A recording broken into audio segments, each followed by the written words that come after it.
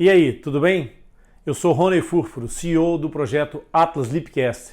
Estou aqui para falar contigo sobre fenda lábio-palatina.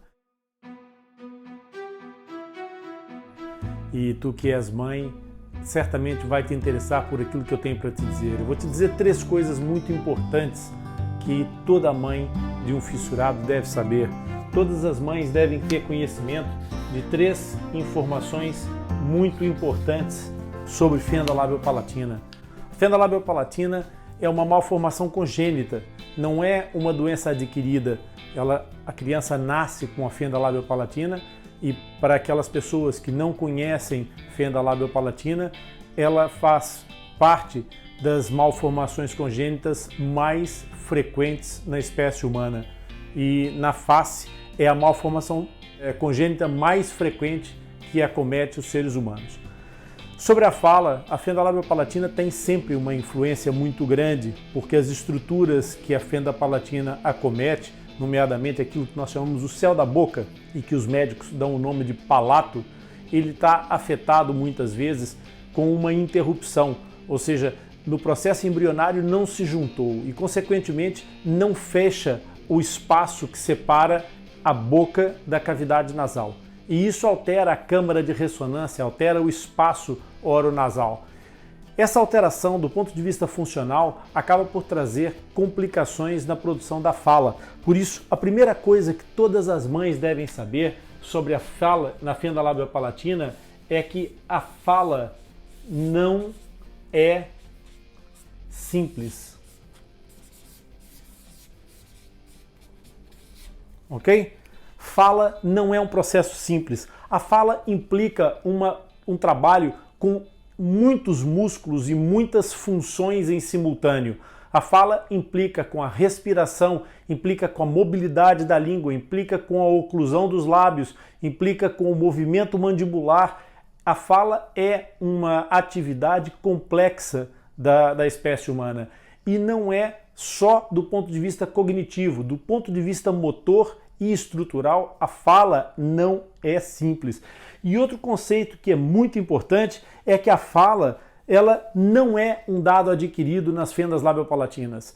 Portanto, uma pessoa que nasce com uma fenda labiopalatina necessariamente não vai ter facilidade à partida de executar esses movimentos da fala, como uma criança que não tem a fenda labiopalatina, exatamente porque pelas tais interrupções das estruturas.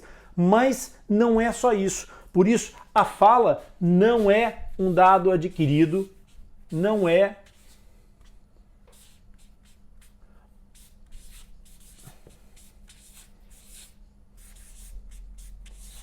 um dado adquirido. E isso acontece porque, entre outras coisas, nós quando aprendemos a falar, nós aprendemos a falar por imitação. E os pacientes que são portadores de fenda lábio-palatina muitas vezes têm uma alteração importante na estrutura de um canal que liga a parte de trás do nariz e da boca, portanto na zona da garganta, com o ouvido. Esse canal chama-se trompa de Eustáquio.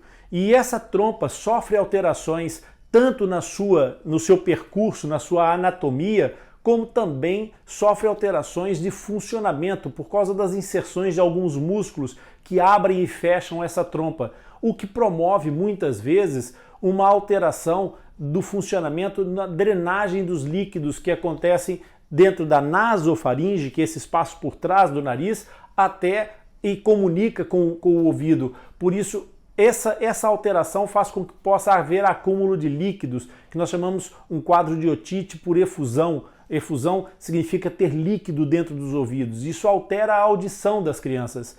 E por alterar a audição das crianças, a fala não é um dado adquirido, porque essas crianças podem não ouvir corretamente. E para além da dificuldade que elas vão ter pela alteração anatômica, elas podem ter dificuldade também de percepção daquilo que estão a ouvir. E aprender uma coisa que depende muito da audição, sem uma audição com uma boa capacidade, vai tornar esse degrau um degrau acima.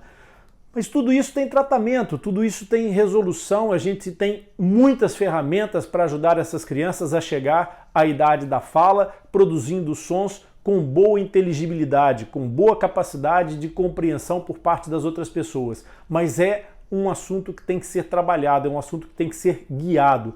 E por isso vem a terceira ideia muito importante que as mães devem saber e que eu acho que é a mais importante de todas. A fala na fenda labiopalatina, ela exige trabalho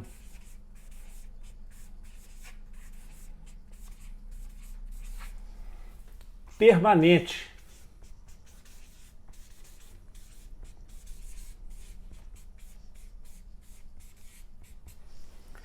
O trabalho da fenda labiopalatina para a fala não é um trabalho que se encerra em pouco tempo, porque mesmo depois de aprender a fala, mesmo depois de ganhar as competências para uma fala inteligível, essas crianças portadoras de fenda labiopalatina têm que trabalhar toda a vida, porque mesmo depois de reabilitadas, há uma tendência normal à acomodação, como todos nós nos acomodamos. Nós falamos muito bem quando somos incitados a falar muito bem. No dia a dia, no cotidiano, nós procuramos simplesmente comunicar e essa comunicação nem sempre ela é muito cuidada. Muitas vezes nós falamos de forma coloquial e falar de forma coloquial é uma questão que pode ser só vocabular ou pode ser também da articulação da própria fala.